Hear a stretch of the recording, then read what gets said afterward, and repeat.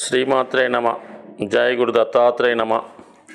ఈ వీడియోలో మనం ఆగస్టు 4వ తారీఖు నుంచి 10వ తారీఖు మధ్యలో జరగబోయే వార ఫలాలు ఏ విధంగా ఉండబోతున్నాయి అన్న విషయాన్ని మనం ఈ వీడియోలో పరిశీలిస్తూ, మరి ఈ వారం ప్రారంభంలో ఉన్నటువంటి గ్రహస్థితి ఒకసారి పరిశీలించినప్పుడు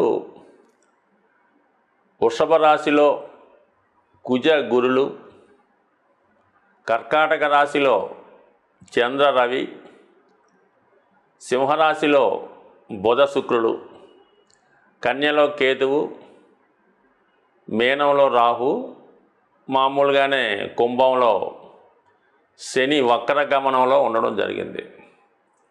సో ఈ వారం యొక్క గ్రహాల ప్రత్యేకత ఏంటంటే,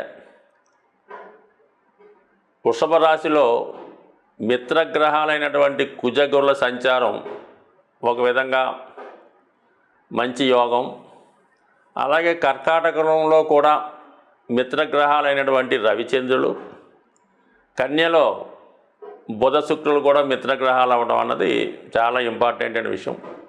అయితే కేతువు కన్యరాశిలో ఒక విధంగా శత్రుస్థానంగా భావించాలి. రాహువుకి ఒక విధంగా శత్రుస్థానం ఏమవుతుంది, మీనరాశి. మరి శని వక్రగమనం పొందడం అన్నది కుంభరాశిలో అత్యంత బలవంతుడై ఉండడం వల్ల ఇది కొంతవరకు పారిశ్రామిక రంగంలో ఉన్న వాళ్ళకి చాలా అభివృద్ధికరంగా ఉంటుంది. బ్యాంకింగ్ రంగంలో ఉన్న వాళ్ళకి ఈ కుజ గురుల కలయిక వల్ల వాళ్ళకి వ్యక్తిగతంగా అభివృద్ధికరంగా ఉంటుంది. అలాగే వ్యవసాయదారులు, ఫైనాన్స్ వ్యాపారం చేస్తున్న వాళ్ళు, రియల్ ఎస్టేట్ రంగంలో ఉన్న వాళ్ళకి ఖచ్చితంగా ఈ గురు కుజుల కలయిక భూముల యొక్క విలువ పెరగడం వల్ల వారి యొక్క వ్యాపారం చాలా అనుకూలంగా ఉంటుంది. మరి కర్కాటక రాశిలో రవిచంద్రుల కలయిక వల్ల ఏంటంటే, మరి పాడి పరిశ్రమ, అలాగే ఫార్మాకి సంబంధించినటువంటి మెడిసిన్స్, హాస్పిటల్స్ ఇవి అనుకూలంగా ఉండే అవకాశం ఉన్నది. బుధ శుక్రుల కలయిక ముఖ్యంగా విద్యా సంస్థల వారికి చాలా ప్రోత్సాహకరంగా ఉంటుంది. విద్యార్థులకు ఇది ఒక చక్కని అవకాశం, ఉన్నత విద్యా అవకాశాలు ఎక్కువగా రావడం జరుగుతూ ఉంటుంది. కేతు ప్రభావం వల్ల ఏంటంటే, చిన్న చిన్న ఉద్యోగాలు చేస్తున్న వారికి చాలా ఇబ్బందికరమైన పరిస్థితులు ఎదురవుతుంటాయి. అలాగే ఈ గ్రహస్థితి వల్ల ఏదో ఒక అంటువ్యాధులు లాంటివో, చిన్న చిన్న తరుణ వ్యాధులు లాంటివి వ్యాపించడం వల్ల ఎక్కువగా మరి ఒక విధంగా ప్రజలకి ఎక్కువ అనారోగ్య సమస్యలు ఎదురవ్వడం. దీనివల్ల హాస్పిటల్కి అయితే ఆదాయం బాగుంటుంది, కానీ ప్రజలకంత అనుకూల స్థితి ఇబ్బందికరంగా ఉంటుంది. అయితే ఎంత కష్టపడితే అంత ధనం సంపాదించే యోగం ఈ రాశిలో మరి ఈ వారం మనకి గోచరిస్తుంది.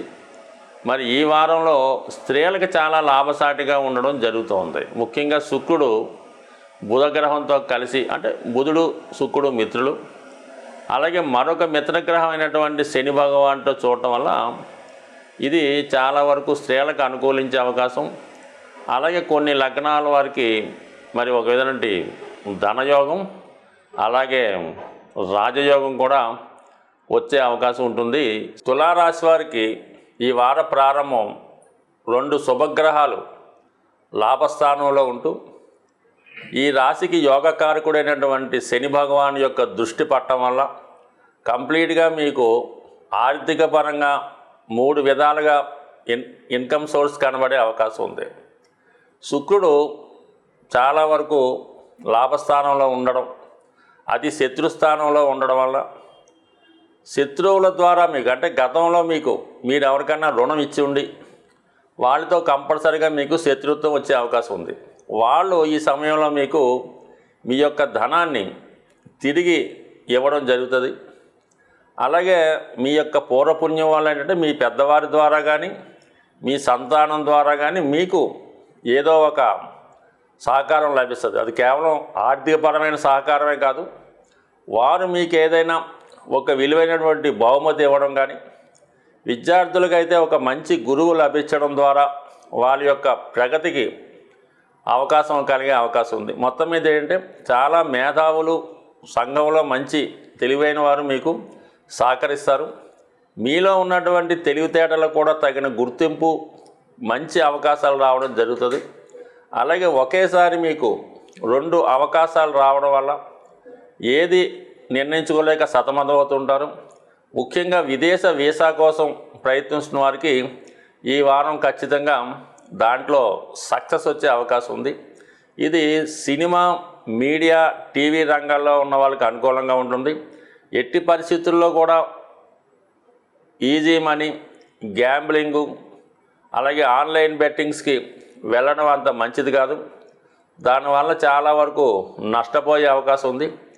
ఆరోగ్యకరంగా కూడా మీరు చాలా వరకు గ్యాస్ట్రిక్ ట్రబుల్స్, స్టమక్ ప్రాబ్లమ్స్ లాంటివి వచ్చే అవకాశం ఉంది. కాబట్టి ఆహార విషయంలో జాగ్రత్త తీసుకోండి. సులభంగా ధనం సంపాదించే మార్గాలు పక్కన పెడితే మీకు మీ యొక్క రక్త సంబంధీకులైనటువంటి స్త్రీల ద్వారా మీకు సహకారం లభించే అవకాశం ఉంది. వృత్తిలో మీరు చాలా స్ట్రిక్ట్గా, డిసిప్లిన్గా ఉంటారు. అలాగే మీకు పబ్లిక్లో మీ యొక్క నేమ్ అండ్ ఫేమ్ బాగా పెరుగుతుంది. 10 మంది మీ యొక్క గొప్పతనాన్ని గురించి చర్చించుకుంటారు. ఇది కళారంగంలో ఉన్నవారికైనా, ప్రభుత్వ రంగంలో ఉన్నవారికైనా కంపల్సరీగా మంచి గుర్తింపు రావడం జరుగుతుంది. తద్వారా మీకు ఫ్యూచర్లో మీ యొక్క ఆదాయం కూడా విపరీతంగా పెరిగే అవకాశం ఉంది.